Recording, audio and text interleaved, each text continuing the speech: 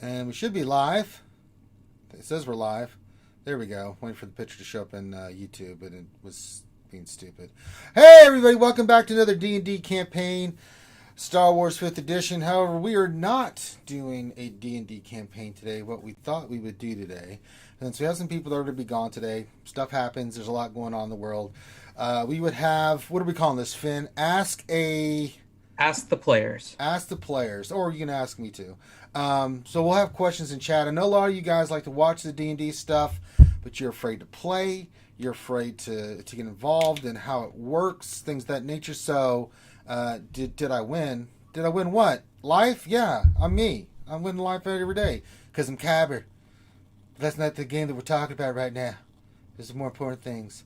But if you guys have questions about D&D, wanted to be involved in D&D, how does it work, things of that nature, we're gonna do answer your questions and maybe help you guys out so you can get involved with Dungeons and Dragons. It's a fun game to play, using your imagination, things of that nature. So yeah. So with that being said, let's let everybody get some time in. I'm Ranger J 1999. I'm usually the Dungeon Master of D&D. I've been playing D&D since, conception. I played a long time. I played since version 2. I didn't play during version 1. I was too young.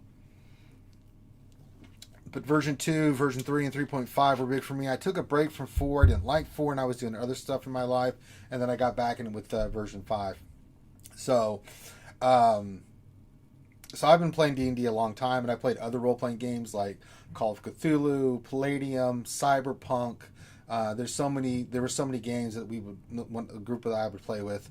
So it was a good way to, back before other things existed. This is kind of how people played entertaining role-playing games. It wasn't until the early 2000s that we started getting MMORPG games that really took off, and it's just come full circle. So we've got also joined us some players with us to help answer your questions or anything like that. We've got Dr. Finn Medicine Woman.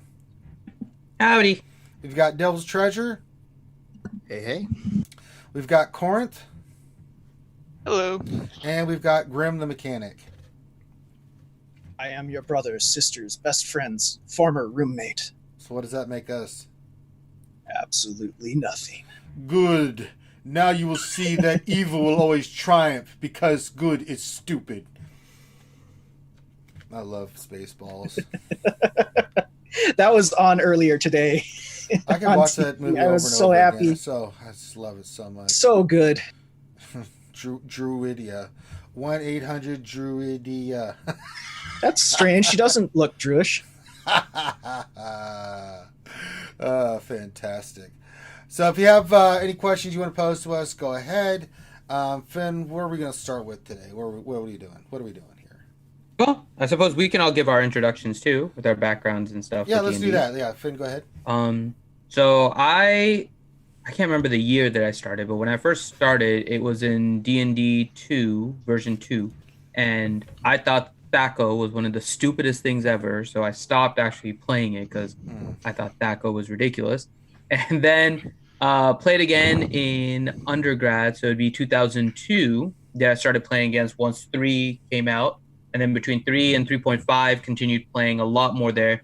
Kind of like Ranger, I did not like 4. I thought D&D 4 was really stupid, so kind of took a little bit of a break, and now I'm kind of glad with 5. I was a little worried that 5 was going to be more like 4 than 3, but it turns out it is more like 3. They did make some modifications here, which take a little getting used to, but yeah, so I basically played 3, 3.5, and 5 primarily, and it's been a lot of fun, actually. So yeah, play different styles has been. You may want to change Nightbot there, saying thanks for watching the Jedi Academy there, Finn. Well, I mean, we do want to thank everyone for watching Jedi Academy. Right, but we're not, that's not conducive to what we're doing at the moment. Corinth, what about you? But thank you for those that watched Jedi Academy. Go ahead, Corinth. Mine is actually similar to Rangers and Finn's as well. I started late 2nd edition and early 3rd edition. I skipped 4th edition as well and came back during 5th edition with the spark up of Critical Role and some of the other shows that were pretty popular. I've DM'd quite a bit as well for many other groups and for lots of my friends. We used to do when kind of computer get-togethers were a big thing. We would have Dungeons and Dragons get-togethers where we'd play for half a day or something like that, and it was a lot of fun. And I would usually alternate with another DM, where it would be I would DM half the story and then I would get to play the next time, and he would DM. So I got the ability to do both sides, play and to DM quite a bit. So it's a lot of fun for me to be able to do the mystery type stories and have trickster themes and trickster type stuff in my campaigns. And I have a lot of fun with weaving lots of different plots and trying to combine them and confuse players quite a bit. That seems to be quite interesting for me. So very cool. All right. What about you, DT? Hey, well, I don't have nearly as much experience as everyone else, but I still have fun with it. I played maybe 15 years ago for a while on, I think it was 2 or it may have been 3.5. I don't remember which edition, but we played, had a regular group in high school, and then our DM was too good at speaking to himself, was properly institutionalized, and that was kind of the last D&D I played until I jumped in with this group. So, but it's been a lot of fun. I missed it. I didn't realize how much fun I was missing out on for so long. Yeah. What about you, Teals? I just got here, so what was the question? We are introducing our D&D backgrounds. Most Like us, not characters. Most of my earlier background, I grew up playing, which was a spin-off of Wizards of the Coast, which was playing Magic the Gathering. So and I got really big fan of a lot of the lore. Picked up a couple little in-person sessions throughout high school. Mostly played a lot of MMOs online, sort of following the same premise like EverQuest and whatnot. And then it wasn't until college years where I got into a big Cthulhu group and actually got to fall in love with dice and all that stuff. And honestly, the most play I've had is coming back into here after a long hiatus.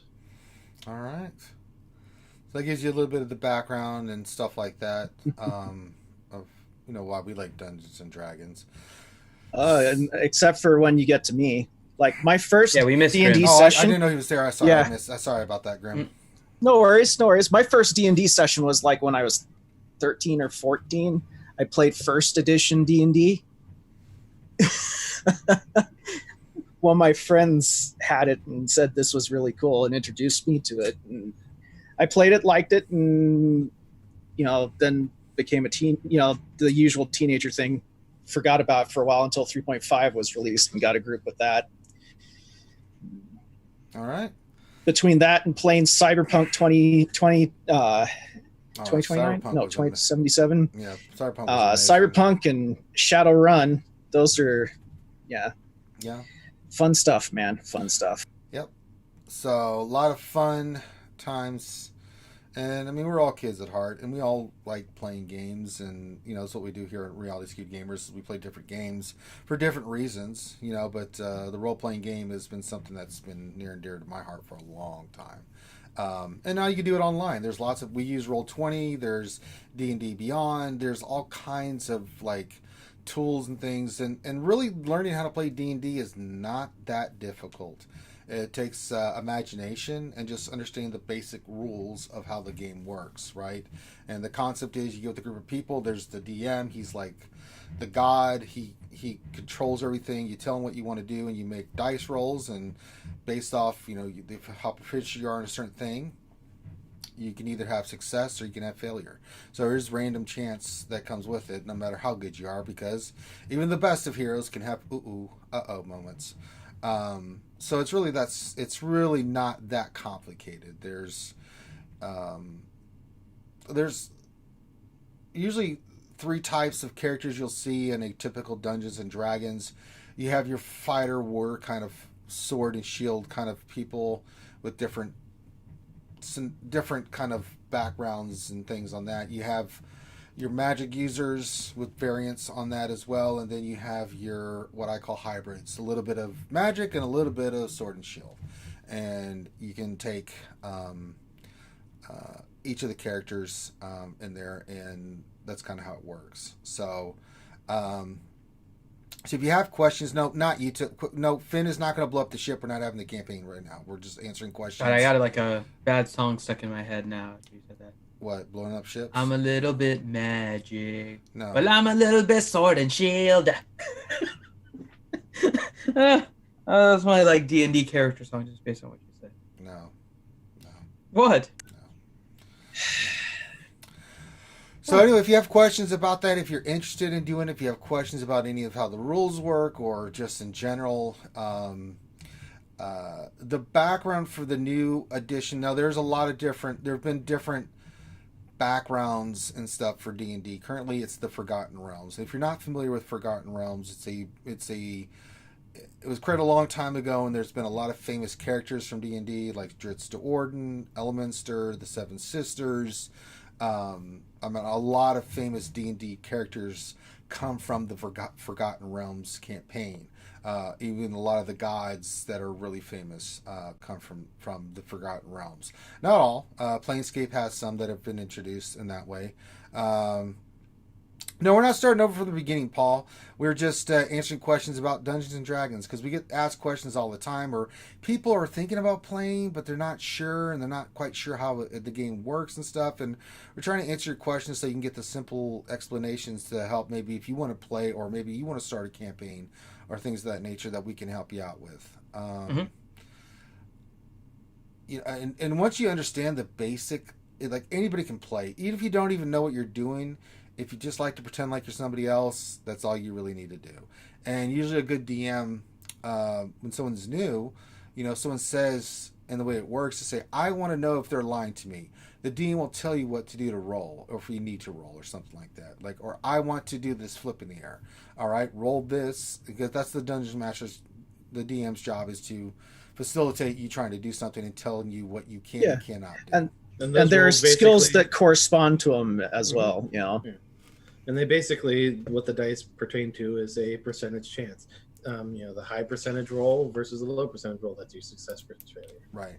So, and you'll see the focus on the 20 and the 1, because the 20. So normally these rolls are done on 20-sided dice for skills. Now damage and stuff is on other ones, but the 20 and the 1 is. And so for those of you guys like wondering, like a big group like Critical Role, what does their name kind of mean?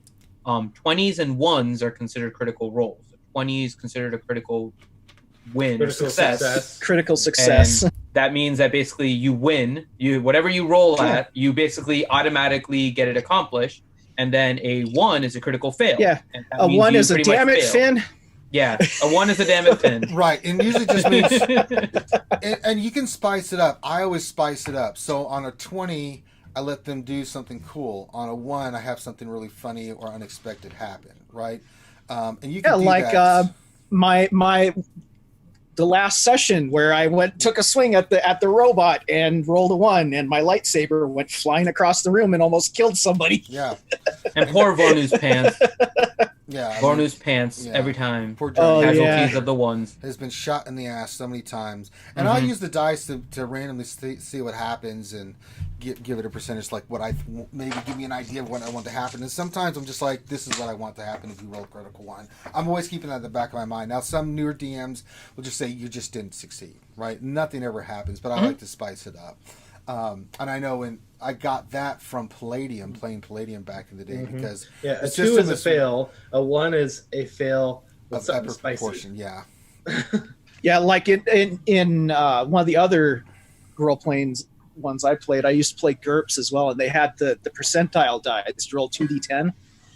And if you rolled a critical failure, they had a list of all the things that could happen if you failed. Yeah. It could be funny all the way to like you lose a hand. But it just depends on the circumstances and stuff. It's really not a complicated game, but it's really, really, really fun. Hey, JV420 says, break over here, have fun, guys. Oh, no, you're at work or something, JV420? Well, that sucks. I hope he's not at work. Sunday. Yeah, be safe, Well, brother. It doesn't suck if it's essential. Yeah. Yeah, it is. JV Because is. if it wasn't for the people that were doing essential work, you know, a lot of us would not be where we are. Yeah. Yeah, it's a good time. Shout out to JVU and all of the medical industry. Yeah, Thank you for doing they're everything. front Medical lines. and the food service and stuff like that that are helping keep people And people fed that are too. transporting and keeping the supply lines open and stuff like that. I mean, those guys are Working 6 days a week as a dealer technician. So. Yeah, Yep. so I mean, it's pandemonium. So we could start off by, I'm trying to think of how we can do this, like create a character, I guess, online and see. Let me see if I can interact with this. I can, but.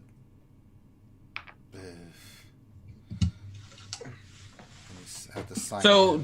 there are a lot of resources now. I think one thing is right now a bunch of people are stuck home because of everything going on, and Dungeons and Dragons is starting to take off a bit because of everyone needing something to do while home.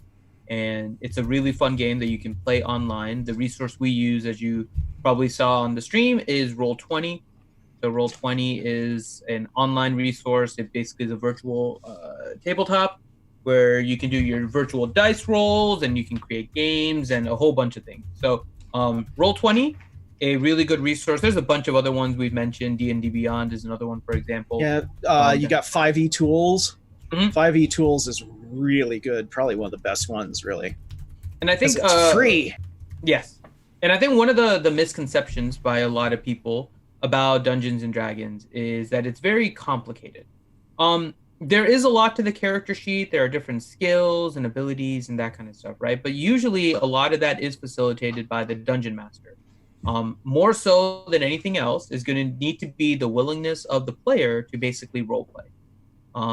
As long as you are willing to kind of lose yourself and get into a different character and play that character, everything usually works out fine. DM will usually facilitate anything else in order to help make everything in your life easier from that point.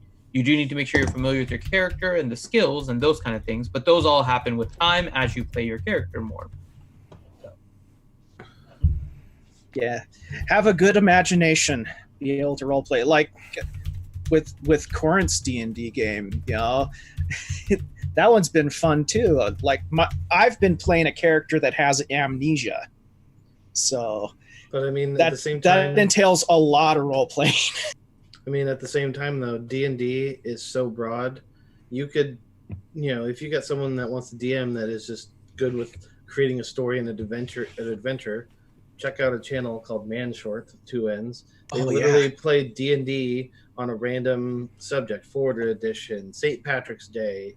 You could literally D&D a trip to the grocery store during coronavirus just to make it a themed thing with your family at home and, trying to survive. It's just, the subject matter is honestly up to whatever you guys want to collaborate with. Mm-hmm. It is, fun just like that. And then you can, sort of make up your own skills. And you say, I want to go do this. And you basically roll your dice. It's a percentage of success and failure. And sort of can make how your person's strengths are. I'm more witty and, kind of the strength or the brains, whatever. And totally have fun. All right. I'm going to make the Roll20 thing bigger. And cover us up for a second. It's taking forever to load, but eventually it'll load, and then we'll go into like creating a character and stuff. So it's really quite simple. We'll let everybody participate if it'll ever work. Corinth, that's awesome, by the way. If you'd like to load, that'd be great. Roll20. That kind of looks really neat. Yeah. The Matt Mercer Guide to Wildmount is free, is what Corinth had linked in our D&D chat. Yep, there's that. I think one of the things that got me back into Dungeons and Dragons, 4th edition, was just poop. But I remember because I was just looking up lore, I was trying to get since I was just going back and looking at Jordan with the PH had done a bunch of videos of the Forgotten Realms lore, and I had read and have all the books on that. And I've been a big fan of the Forgotten Realms for a long time. And I started looking at that, and they said, "Hey, check out this Critical Role." And I remember when it first started, they were into like a certain amount of episodes when they just started, and I was like, "Okay, let me go check this out." And I just watched that forever, man. And I just was like, "Wow, this is pretty epic." Why isn't this loading? Why is Roll20 being stupid? Yeah, so if you guys have any questions, if you guys are thinking of playing D&D, anything like that, throw your questions in chat. We're here to help you guys because a lot of you guys are asking about this and how to kind of play on your own, and so we'd be glad to talk to you about that. Different types of characters you can try to make. How you can have different types of play styles. I mean, you can play a very heavy RP character. You can play a min-max character. I mean, there's a whole bunch of Yeah, different and you- options. And you're not limited to the fantasy setting. You could do medieval. You could do, I mean, like real life medieval, no magic, but swords and shields and pole arms and all that stuff. Knights. Well, Or you could do futuristic. They actually did put out rules for like guns and motorcycles and vehicles and all that types of stuff. well, Roll20 must not be working because I can't get the damn thing to. Oh, there we go. Finally, it's starting to load. I Jesus. see. Yeah, everything's working Well, on my end. But Well, it's just Everyone- taking forever to load here. A lot of people playing D&D today. Good yeah, lord. I imagine so. And it's playing Yeah. music. Hey, I forgot I had music. Alright, so we're going to create a new character here. So, let me see if it... Tell me if you guys see the character sheet when I do this.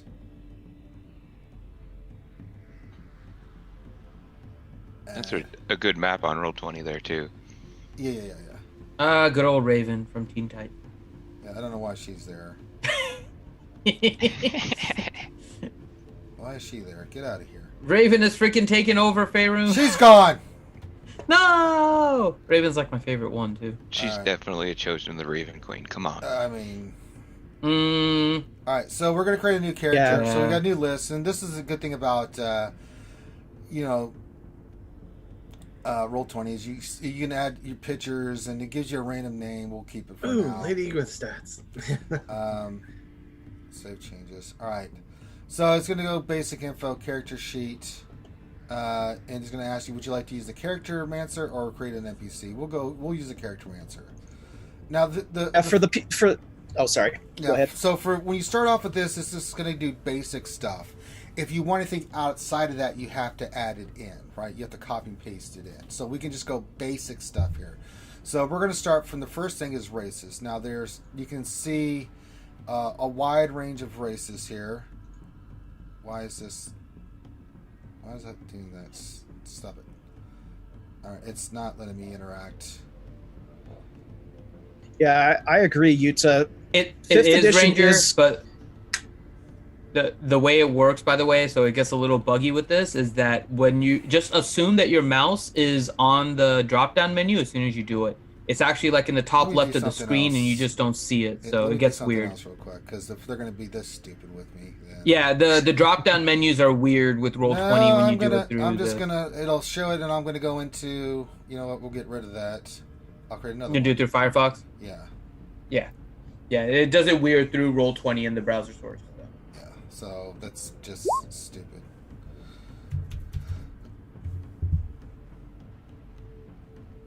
Okay. See games I want.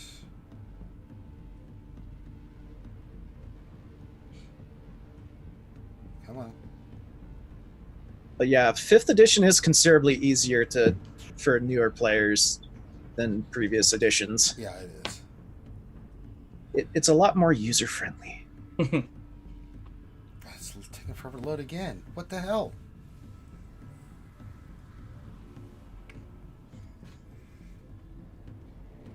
Why is this happening? I don't understand. Everything else is working. Why won't Roll20 work like I want it to? I don't understand what's happening. This is some baloney. Just load already. You rolled real low on your tech I skill. guess, right? You know? So I got a 2. Shit. But simplified, right? The way that you go through your character is you pick a race, and then you kind of have an idea. You don't necessarily have to jump to a class, right? No, Keep it so- simple when yeah. you're first starting out. Well- What kind of character do you want to play? Do you want to play a character that's trying to protect everyone and is always in melee combat? Do they use a sword shield, right? That could be one possibility. Are you playing somebody that does damage? And if so, how do they do damage, like an attacker? I throw nets, and Teals wants to throw nets. Well, you're going to be a gladiator. But you can use weapons of certain kinds, like Teals, and there are things that actually allow you to like specify which weapon you want to use. Like if you want to be like a net master, you can probably find something actually I'm that going to builds read right the towards monster that. manual. Well, this is taking forever to load. Well, Jesus. but also your class isn't really much of a restriction when you think about it, though. Mhm. Like now it will restrict you on like say your combat ability, because like I mean, certain you could be a classes sword like, can't master use wizard, spells. but your But- base class of a wizard may not, benefit Yeah. sword master. But you know what? You could throw spells like a madman and still primarily swing a sword if you want to. Yeah. Yep. And like if let's see here. I want to be a fighter with extra attacks and be a chef at the same time. So my main weapon is going to be a cast iron frying pan that I smash people in the face with. Isn't that the type of character that killed Johnny? No, Was it? Johnny killed him.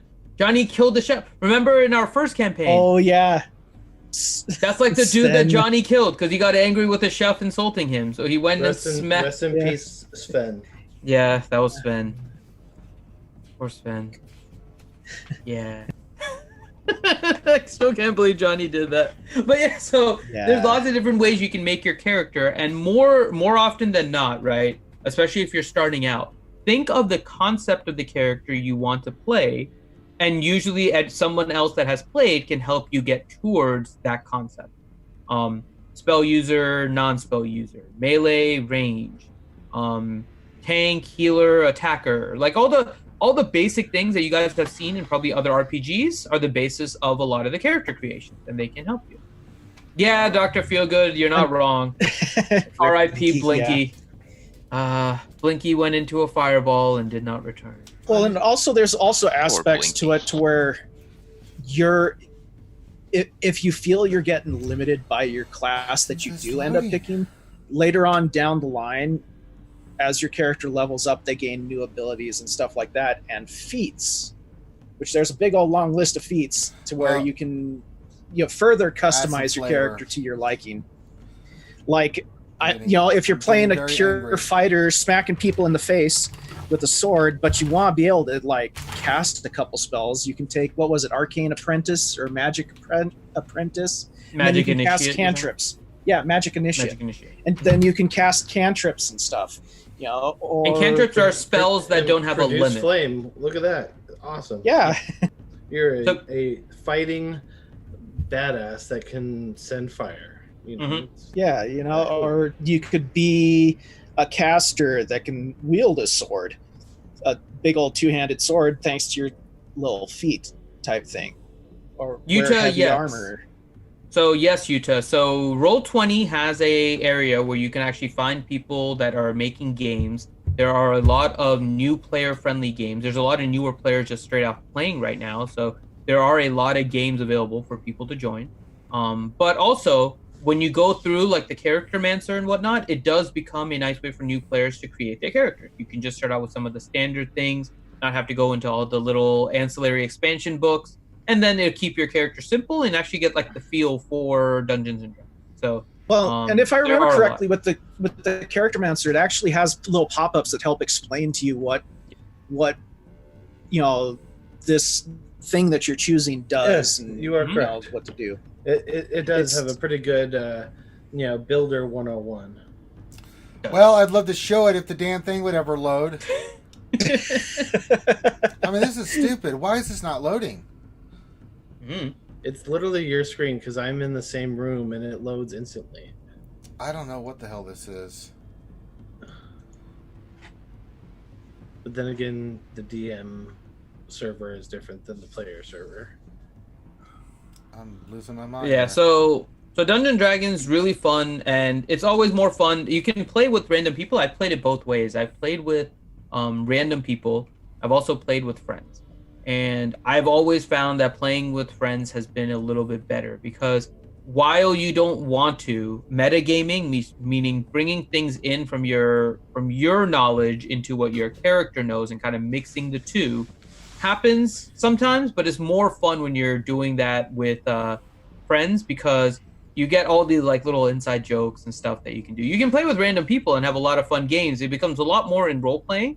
So I would always try to recommend playing with friends first and figuring out what you like, what you don't like with other people that are more understanding, and then makes your life easier. And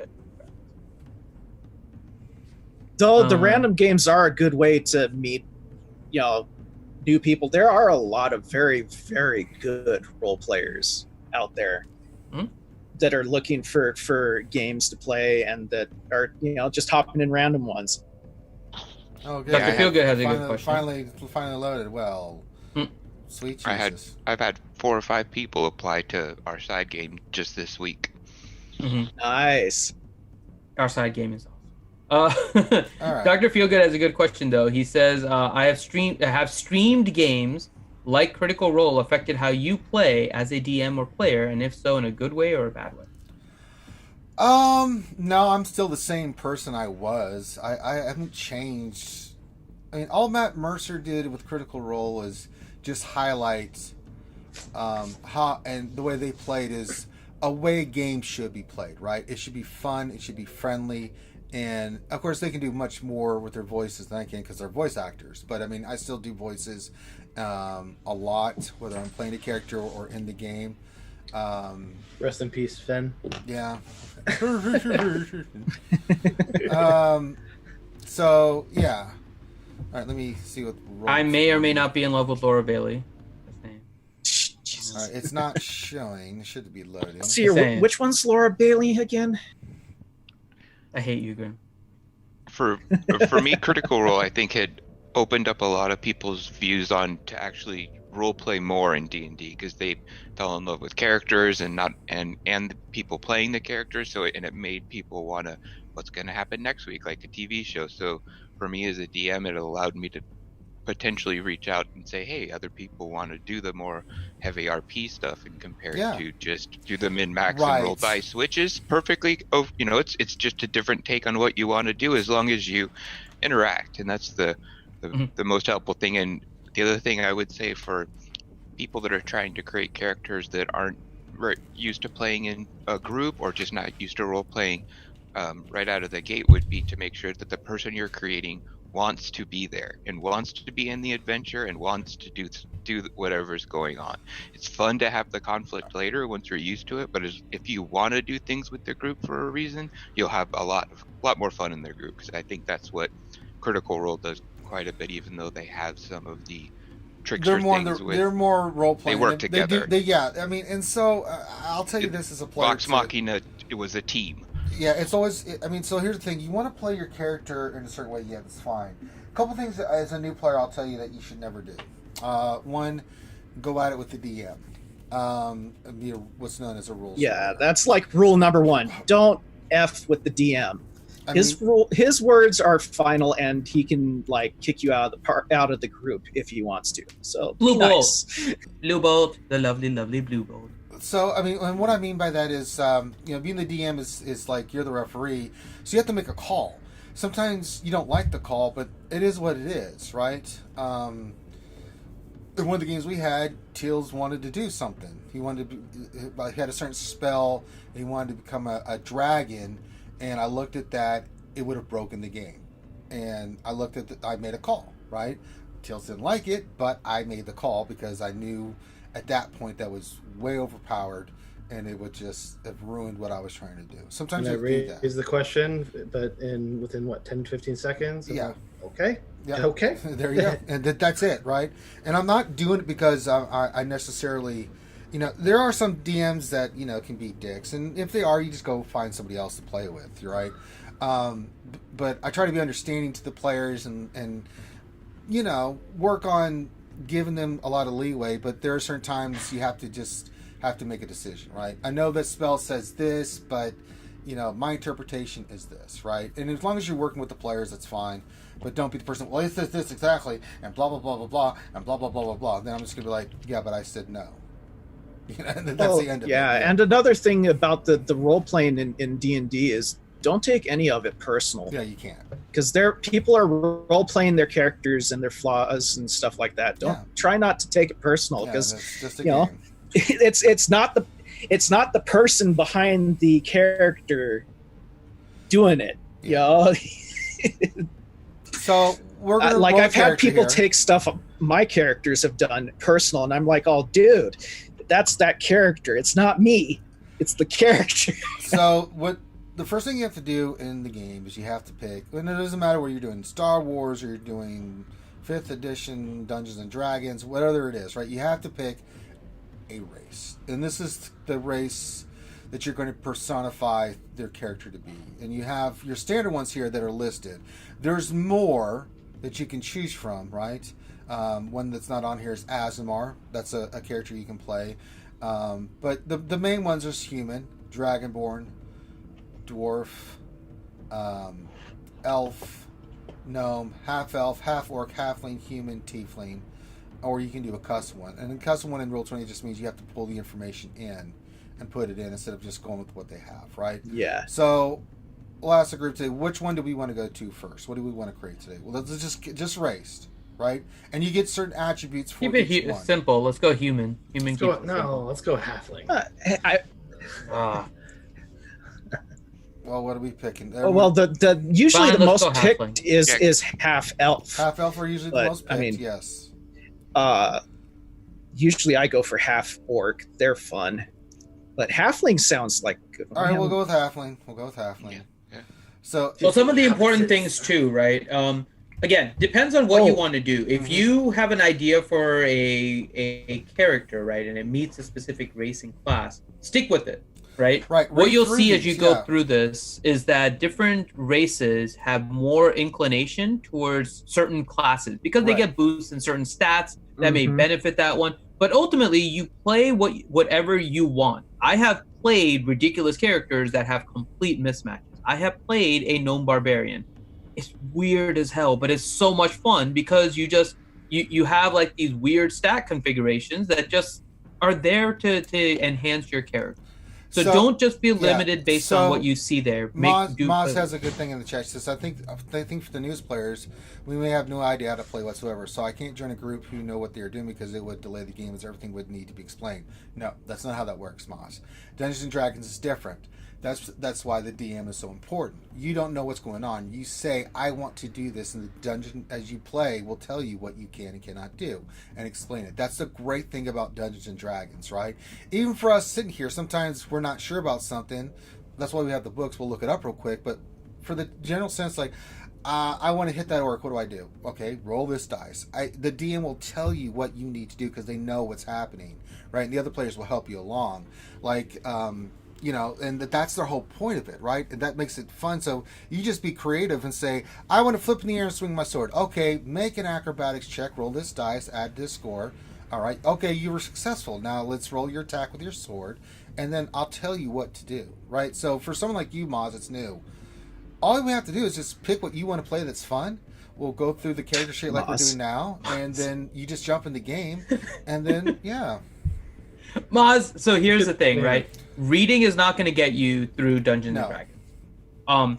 If you like go through some of the books and whatnot, I will pretty much tell you that 90% of what you read is not going to help you while you actually play. In fact, it's probably a higher percentage.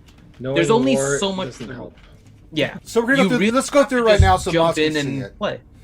So let's go through. So you pick the race, and it's going to tell you everything you get, like in here, right? The race explains itself, and then you look over here. You get a +2 to Dex. There's 1, 2, 3, 4, 5, 6 main stats that affect everything else. Strength is for one thing, Dex is for one thing, Constitution. You get bonuses depending on the race you play, right? Simple stuff, right? Then you want to pick your alignment. Your alignment just is a general idea of like who you are as a character. Are you good? Are you evil? Are you kind of neutral in between? And of those, what kind of good are you? Are you lawful good, which means you follow a certain code, like a paladin has a certain code that they will follow, right? So a knight or a paladin. Chaotic good would be more like your Han Solo character, you know. You're not bound by rules. You like to do good, but you're not restricted. Neutral good is like you just do good. You don't do one way or the other. You just do good, right? And then evil. Like chaotic evil is like a demon. Demon are very chaotic evil. They're just chaos because of chaos. They just like to destroy and tear stuff up. Lawful evil would be like a devil. Devil are very bound to structure, laws, contracts, things of that nature, right? They're very rules followers, but they're still evil as hell. Their ultimate goal is to destroy, pillage, and mayhem and stuff. And then so you pick your alignment. So what alignment do we want to make this little halfling?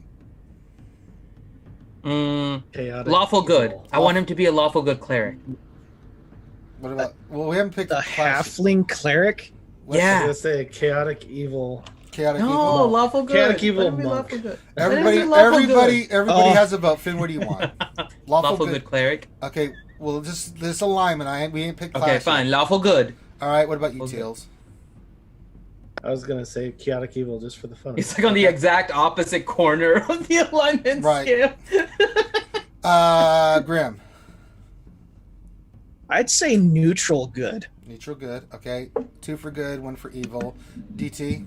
Chaotic evil. It sounds so much more fun with the evil halfling. All right. So 2 for good, 2 for evil. Corinth, you're the tie decider here. Oh, I'm on the decider. Oh, cool. So it's gonna be a good halfling for sure. All right. Now, do we want lawful? Oh, I or thought Corinth neutral? was going to be awful and say neutral. Nope, my halflings are good almost all the time. Okay, so we'll play good. And you want it neutral? Now, do we want neutral or lawful? Now you guys have to choose. Well, they like Lawful. stealing stuff, so they can't be completely lawful for sure. So either neutral or Yeah, chaotic. they're inherently what's the word I'm looking for? Naughty. Well, they like Mischievous. 5-finger discounts. All right, neutral good it is. They are adventurous. All right. Now With your their hands. Your size just tells you how, like, halflings or anything of that. Gnomes are they're small creatures, right? They're only like 3 foot tall, right? Yeah, Humans 3 are your foot. medium-sized creatures.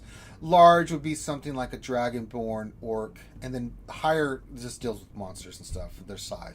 It just gives you a size comparison when you're thinking about like what your size is, right? Your speed is when you're on the map, you're making movement, how many spaces you can move. That just gives you a number. Languages can be a part of your setting.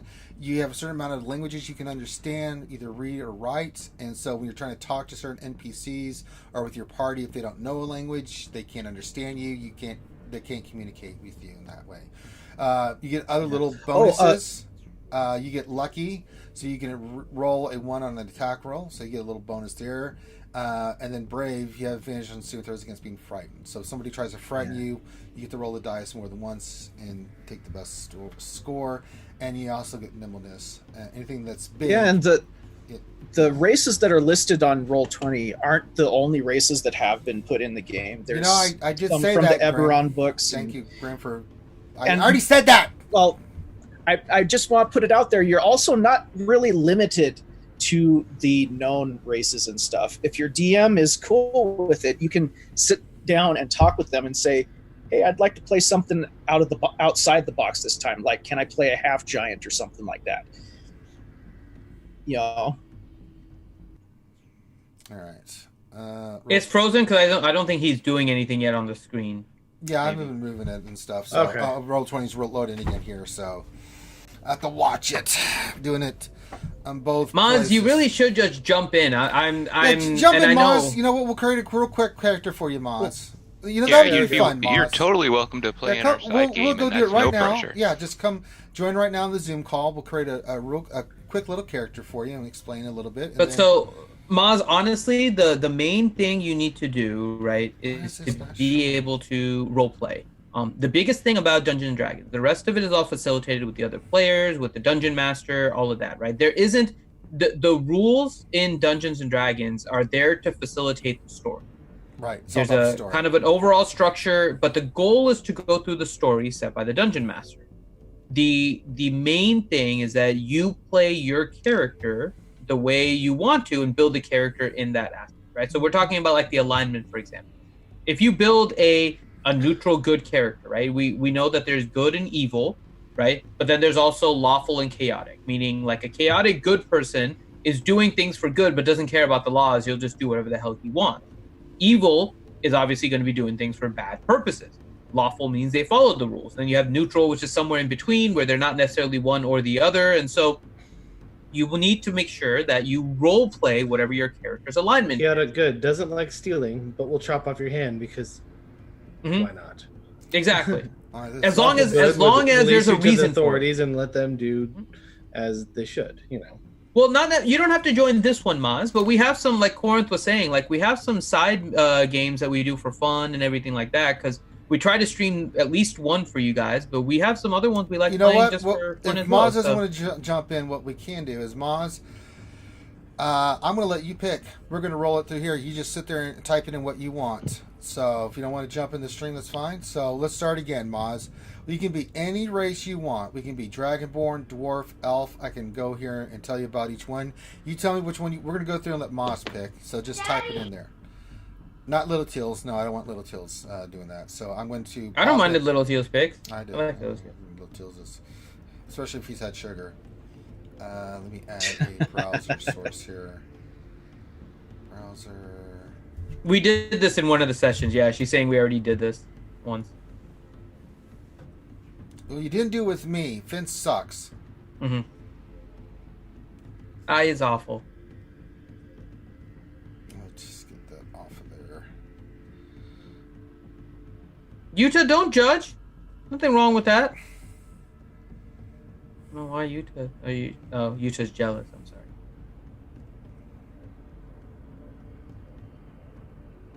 What the hell's going on? Nothing. What? But yeah, the main thing is just to be able to role play mods. As long as you're able to role play, stay within character, have the discussion, that's the main thing, right? So don't worry. I honestly, you learn more by jumping into this game than other games. It's not like... There we go. As long as you're with a group of people, again, this is why I recommend playing with friends, right? Because they will help you if you have any questions. You won't encounter every situation by reading it. You have to kind of go through it. And like Ranger said earlier, a lot of times there's impromptu stuff that we do, and the DM, the Dungeon Master, makes a ruling, and you just kind of go with it. No, we want you to make the comment, Maz. Oh my God, silly Maz. Well, that's If the you're one thing interested. about... That's what this session was for for people asking questions. That's exactly what we wanted. We wanted exactly. this. We want people to play more because it is a lot of fun. I need to put like my just killer instinct into Maz. She'd be unstoppable. I'd make her a force to be reckoned with. If you're interested, Maz, because Corinth put out the opportunity there, right? It's not on the streamed. It's not on the streamed games or anything like that, right? Corinth has another game. Why don't you just come by and listen to us? Yeah. Yeah. But that's the thing about Dungeons and Dragons, though, is most of the people that play Dungeons and Dragons will be more than happy to help new players out when they join. Because it's like, oh, awesome, another person wants to play D&D. Cool, let's teach them the ropes, Mm-hmm. And I mean, like, if it wasn't for somebody teaching me how to play, I never would have gotten into it. He would just be playing with himself. So I'm just throwing that out there. So and he does that anyways now, but still. All right, so we'll go back to our character creation here. So we can either go Lightfoot or Stout Halfling. Which one do we want to go? Beefy or sneaky? Mm-hmm. Lightfoot. Let's do Lightfoot because I don't know. I'm thinking let's go Stout, dude.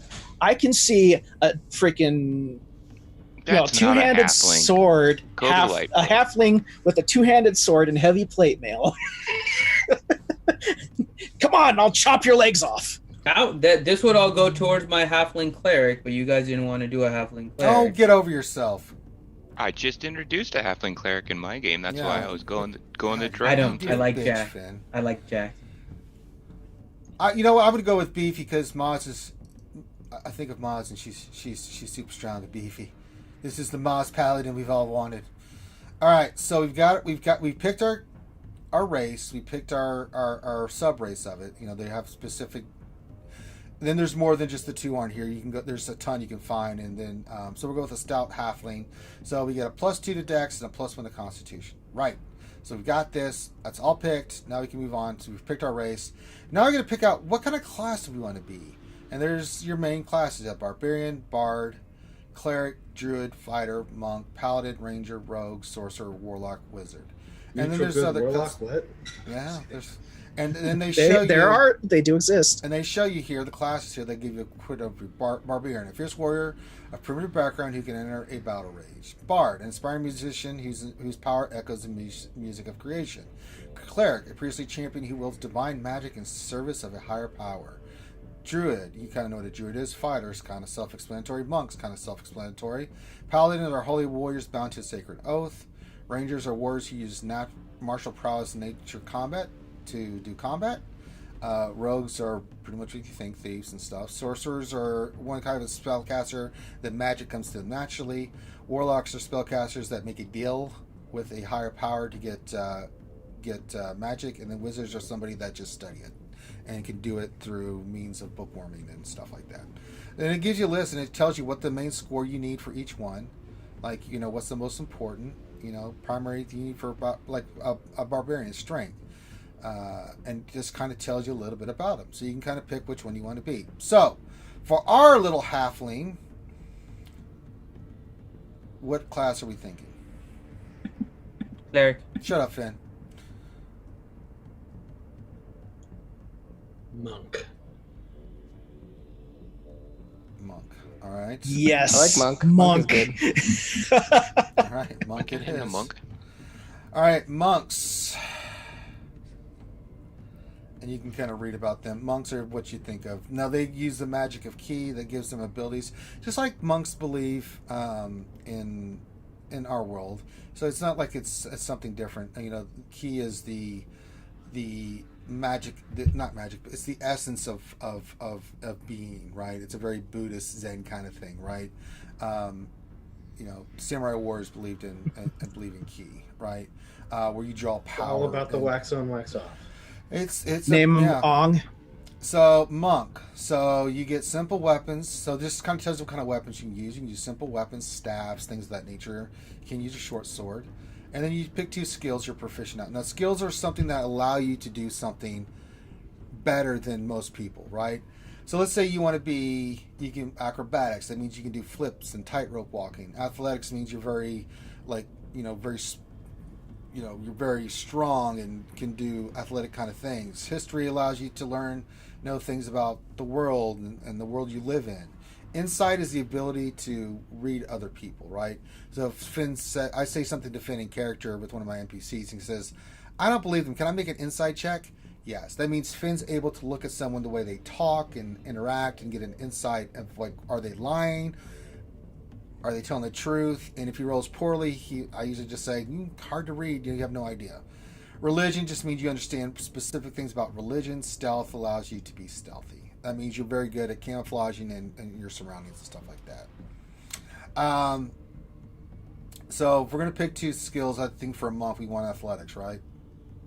Athletics or acrobatics? We want one of those. Acrobatics. I think athletics is strength based. Okay. Yeah, So acrobatics. And then we want history, insight, religion, or stealth? Stealth. Religion. Sneaky monk. Religion. Religion? We're in a lot of religion. All right, so we're acrobatic religious monk. And it tells you the stuff you get. You get unarmored defense at level 1. It just tells you how your defense works. And then it tells you about martial arts. And it gives you some of the stuff that you can do, right? And it gives you your starting equipment. So we've got a halfling monk so far. So we picked that. And if you read through this, it tells you everything you need to know about the class, things of that nature, what you get as you move up, things you can look forward to. And there's different paths you can pick. It's Little Teals for the win.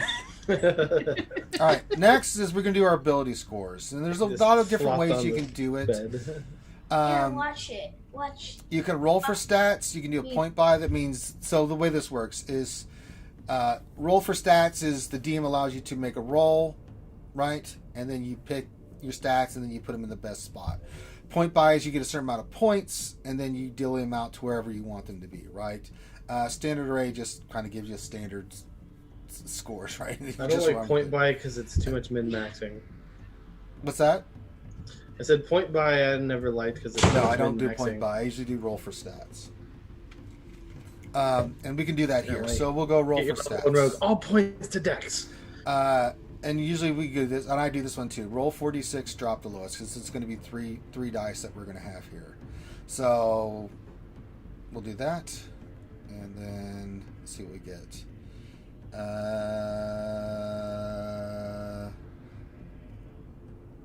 That sucks. Wow, those are bad.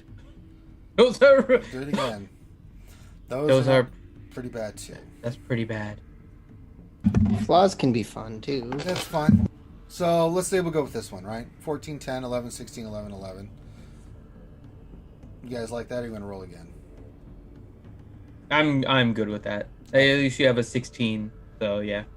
Right. So monks are going to use their dex, so we want that to be the highest thing we have. So we can go here and we'll select it. Dex we'll make that a 16.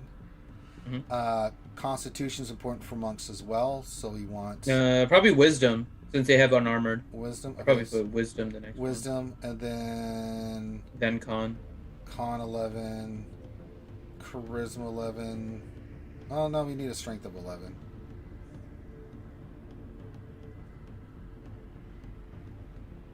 It won't let me. You have to pick a 11 in a different column because they're each like different. Oh, okay. Let's see. In a different column, not Okay. row. Yeah. Strength 11. Wisdom 11, and then we'll make Charisma 10. I think that's all the stats, right? No, we didn't pick the 14. Constitution, we made 14. There we go. The 14 should be the wisdom. The Wisdom is 14? It should be. Alright, Because the monk is going to gain unarmored defense based on dex and wisdom, so they Okay. need a high wisdom saving throw. Okay, so we'll go with that. So we've got our stats. So we've got all this done here. So we picked our main stats here. And it tells you what these are for. You know, strength, dexterity, constitution, intelligence, wisdom, charisma. Just like that. So we picked our stats for this. Huh. Alright, so we got our stats. And then we choose a background. Now you can pick one yourself and then just have it randomly rolled. You can pick any of these. There's nothing saying you can't. This is just where your background. This tries to tell you a story and stuff like that, right? So, if you're looking, like, say your past was a criminal, okay, you get 2 skills: deception and stealth, right? You get a background like you were once a criminal, but you've seen your error of your ways, and now you're a monk. You know, but you still have ties to the criminal underworld. Or maybe you want to have your background as gladiator. You were once a performer in the ring, or you were an entertainer. Hey, you know what? You know what, Ranger? What? Since you're a Lightfoot monk, you know what that makes you? I don't really know. A smooth criminal. I'm going to punch you in the dick, man. I swear to God. We already have to punch Fang. No. Well, because we already picked stealth before, we get free stealth from this. So we have deception it and works. stealth. So we have to go back, I think, to class and pick it. No, we got acrobatics and religion. Okay. So that's good. So let's go back to background. Okay. It's deception and stealth. You get thieves' tools because of it. We'll just say a dice set. And then you go through and you pick. What kind of criminal was he? A blackmailer, a burglar, an enforcer, offense, highway robbery? Smooth criminal. They don't have a smooth criminal. Damn it! Hired He needs to be killer, a smooth criminal. pickpocket, smuggler. What was he? Let's He do a was a highwayman. Highway robber. Okay. Yeah.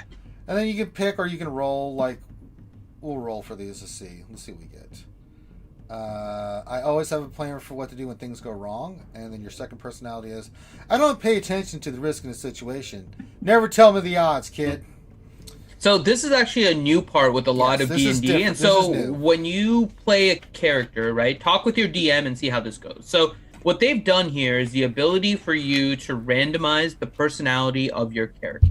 Yeah. It's pretty fun from a role-playing perspective when you have some experience to kind of make sure your character fits this. But for newer players, I would probably ask you to like talk to your DMs and see if you can pick the personality traits that you want to play. because role playing something that you're not familiar with, especially for the first time, can make it a little bit more difficult. So you can see like the role, which randomizes it, but you can click the little drop down and then select it. Yeah, you can pick it or you can just roll it. I actually like to roll sometimes. Let's see. My ideal is redemption. There's a spark of good in everyone. What a surprise! We were a criminal, and now we're looking for redemption.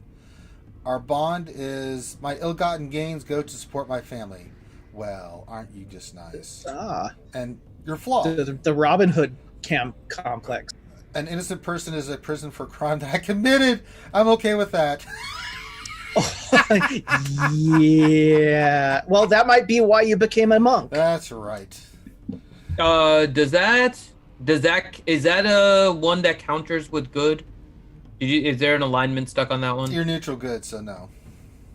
Well, no. If you click on, so all of these, if you actually look at it in this doesn't have a good or bad. It, this is your flaw. Okay. This doesn't mean like this is a flaw. Only I see where Finn is coming from though, because there are some that will will change your character's alignment if you get them. Mm-hmm. All right. So our personality trait is I always have a plan for what to do when things go wrong. My flaw is if there's a plan, I'll forget it. If I don't forget it, I'll ignore it. That makes sense. It's Jalo. Yeah. Those are my character traits. So, and then well, you got to remember the 4 rules. You know, you make the plan, you execute the plan, watch the plan go off the rails, then throw away the plan. This character we'll give him a quarter. You guys make the plan. Whatever. We'll I do what I want. All right. So we've got all kinds of. So we've got our starting equipment. You don't get any spells because you're not a spell user. So there's that. And then feats, you don't get anything until you start getting higher up in your character to do feats. And then you can write your bio. You can put your name, your height, your weight, your ears, hair, skin color, things like that.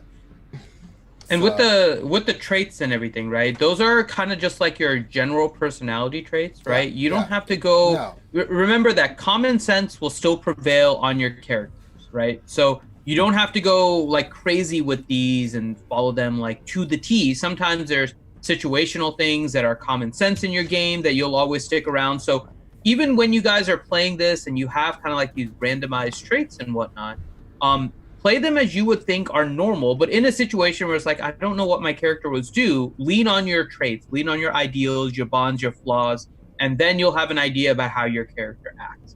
But if it's like, I'm always looking to steal something, but the thing that you're trying to steal is in like the middle of a volcano, your character isn't going to jump into the middle of the volcano to try and steal it, right? Common sense sometimes takes over.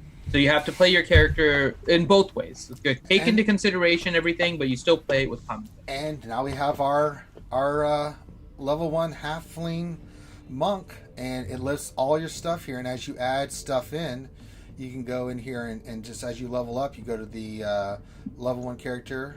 You launch the level 1 character mancer and say, let's say we're going to make this a higher level, right? So let's say we're going to add like the DM said the starting level will be 4 for this. So we'll go.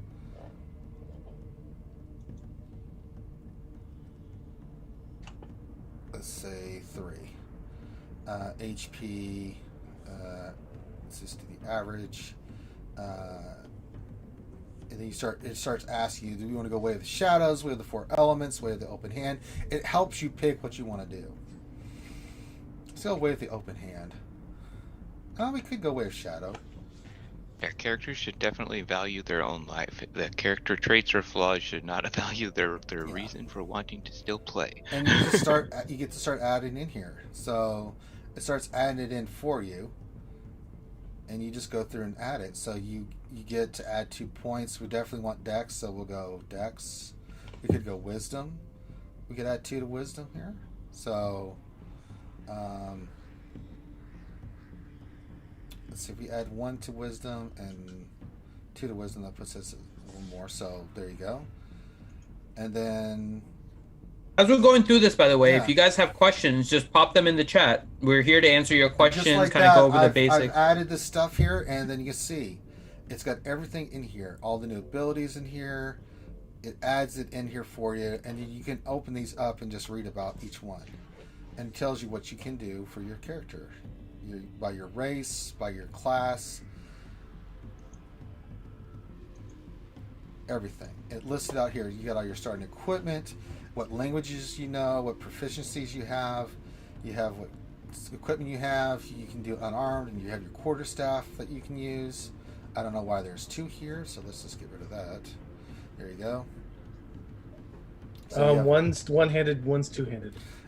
well, that's silly. The one-handed. And then you see it's got all your stuff. Your initiative is something you roll. This one, initiative is a stat where everybody, including the bad guys, roll just to see the order of who's going to do what, right? Your armor class is your defense. That's the score that someone's attacking you has to beat in order to do damage.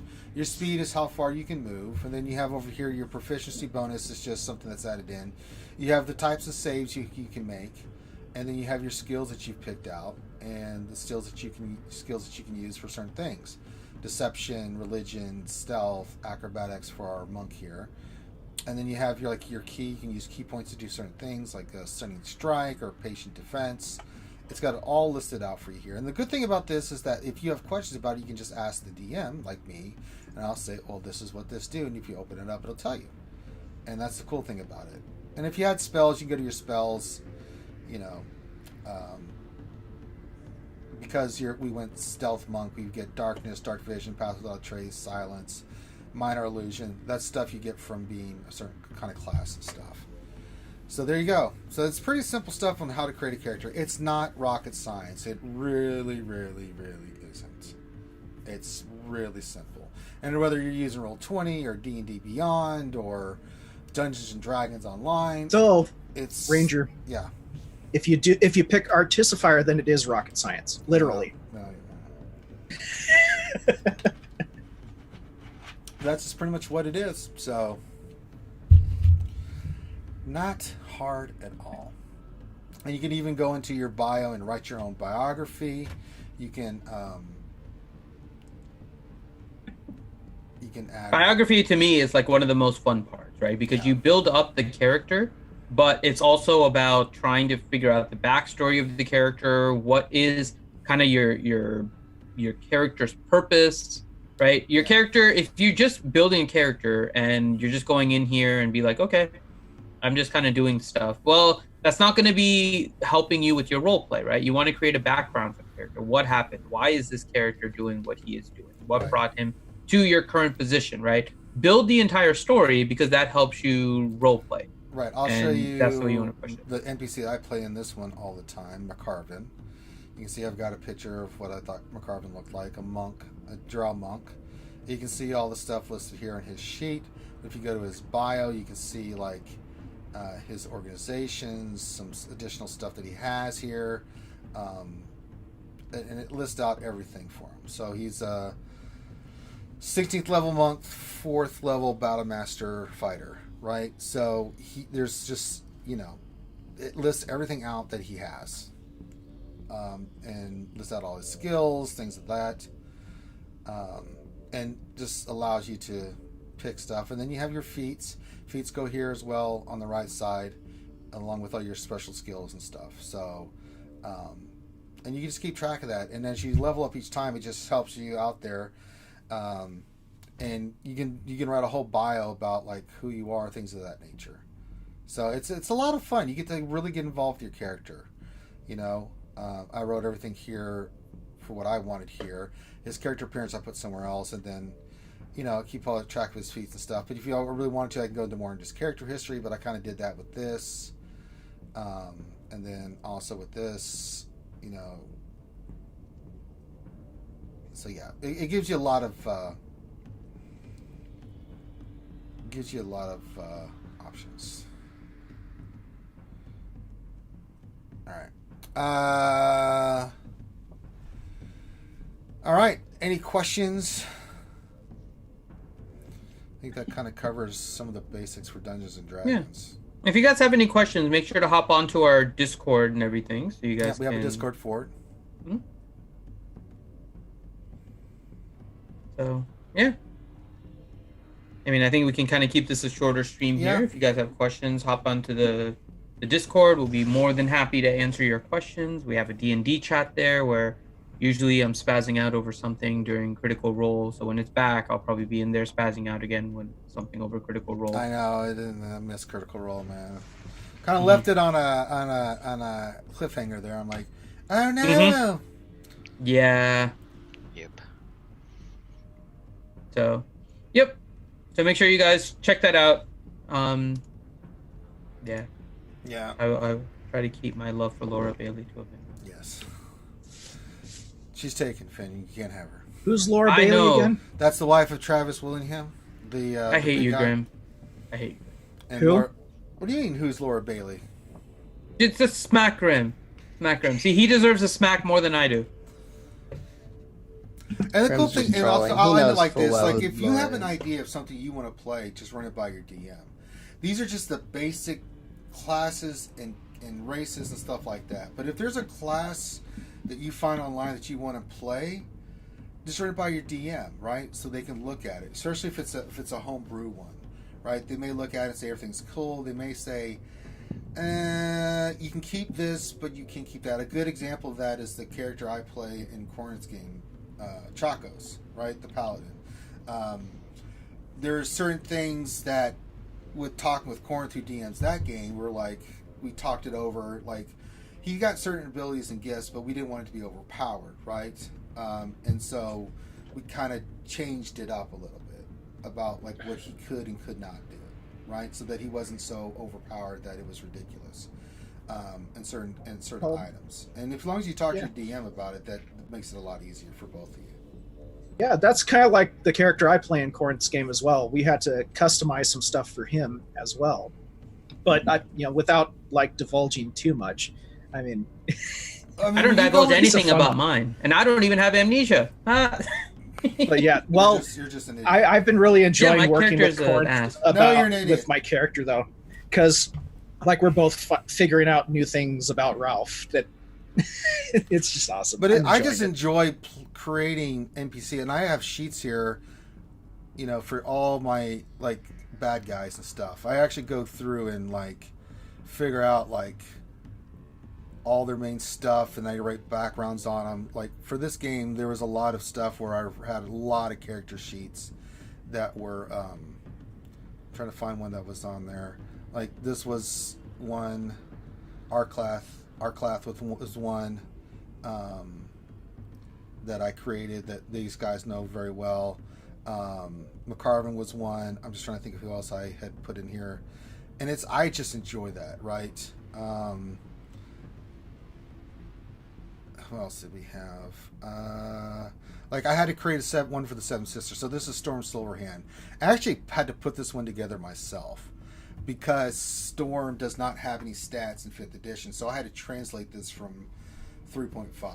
So if I was going to run her in anything in the game, I had to create like what she could do and stuff like that.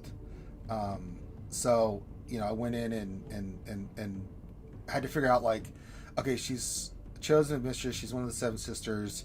This translate. That really doesn't translate at all. So that doesn't work. Period. So yeah, there's some stuff in 3.5 that like are it like just doesn't so translate over. overpowered But you in can see- 5e. But you can see in her bio sheet here. I have to show the players. But you can see I went in depth like with everything about her, right? About what she had and all this other stuff. And I have fun just doing that. So when I'm creating characters and stuff and NPCs like the 10, the bad guys that these guys were facing off against. Let's see here. Here's a fun one. Candy. Well, yeah, Isha and yeah. There's Candy. Condi Painbringer. She was fun. That was the chick with the hammer, wasn't yes, it? Yeah, it's on the screen now. So yeah. and then I had to create all her stats and figure out what was her class and the encounter that killed Valron. yes, and then no bio on here because I hadn't had time to work on it, but I kind of knew in my head what she was and stuff. I had to create like the character sheet, and figure out like because this is important for if you're going to homebrew stuff. This is the one thing you have to do, right? Sometimes you can. And the cool thing about Dungeons and Dragons, they've got modules. You can run Curse of Strand or a lot of books they've got out there where the NPCs and their stats are already there. But when you're homebrewing stuff, you actually have to create the characters. So it's what you want to do as a DM. If you're going to be a DM, you can follow the book and take the characters there, maybe change a few little things here and there, or you can homebrew. And a lot of the stuff that these guys have faced in my campaign have been homebrewed. All those characters that they face, I have a sheet on. That, yeah. Oh, Ranger, do you remember back in 3.5 when they do the novels? Mhm. In the back, the last like 5 pages Yeah. were actual D&D character sheets for the characters in that novel. Oh, they still do. I mean, my Forgotten Realms has one. From Oh, they still do 3.5. it. Okay, that's awesome. The Star Wars ones that I have still have the character sheets in there that you can make copies of. Because back in the day, you had to make copies of the character sheet, and people actually had a character sheet, pencil and paper, right? Not pen, because you had to make erase marks and stuff. Yeah, it had the whole sheet listed out and stuff. So, yeah. I do the same thing that Ranger does. I pull stuff that I homebrew and things that are of my own creation, and then mix them in with a lot of Forgotten Realms stuff, and then other places as well. Like I have all D&D character sheets created for most of the popular people from Dragon Age franchise, like Dragon Age Inquisition. I have Dorian. I have an Inquisitor character. I have Sarah. I have all those people in that game. They have all gone through a small adventure from the Dragon Age. I just adapted part of the video game to a Dungeons & Dragons tabletop adventure, and we had someone who also hosts a YouTube channel voice one of the Inquisitors and some of the NPCs, and it was a really fun adventure for everybody. I had a lot of fun too. Yeah, and you can take characters from the books and the realms and stuff. I did that with these guys just to get familiar, and for the viewing audience, of Forgotten Realms. So I had Elminster and Storm and Dritz as part of the story, and a lot of these guys in our D&D campaign were trained by these people. You know, famous characters, Pike and Eichel were trainers of these guys. It was fun to do, where they got to interact and I did the voices for them. I had Mordenkainen in there. I did the voice of Mordenkainen. I took it from Sam Whitworth. I kind of copied what he did, you know, to do Mordenkainen. The old buttermilk thing. I mean, there's a lot of fun you can have with this, man. So yeah. Yeah, All hopefully one day we can go back to that campaign. We will eventually. I miss Morngrim. Or should I say Steve? Yeah, Steve. All right. If there's any other questions and stuff, I think we can call this one done. Any questions, Finn? And No. yeah, and anyone from RSG is always welcome to, message us and if you were looking to questions play about D&D. Yeah, if you wanna Always play, welcome to ask us. You're more than welcome to join any of our games. There's the one we stream. If you would like to be a part of that, you're more than welcome to. If you would like to be something a little bit more low-key that's not being streamed, we've got the game with Corinth. So there's a lot of D&D games that you guys can get involved with, and you're more than welcome to come join and play. Or if you just want to learn about it and hang out and listen, you're more than welcome to do that too. And we'll be there to help create your character. Stay a while and listen. Yeah. And drink some buttermilk. All right, try that buttermilk. It's quite good for you, Finn. Especially Stay a when you're- while and listen. Now, what was I talking about again? Deckard Cain becomes obsessed with buttermilk. Yes. That's exactly what I'm thinking. When Ranger was doing his morning game, I'm like, you know what? That is Deckard Cain wanting buttermilk. Yep. Buttermilk's good for you. I'm the most powerful wizard in the world, but I can't function without the buttermilk. All right. He says I play, but I'm afraid that Finn would blow me up. He's tried. Finn's done some. Man, there are consequences, and I always play games with consequences. Finn's done some stupid things, or I like hinting like, "Don't do that," and he still went ahead and did that. Johnny, man, I think he learned a valuable lesson. He's like, "I kill the cook." I'm like, "You what? You what?" Yeah.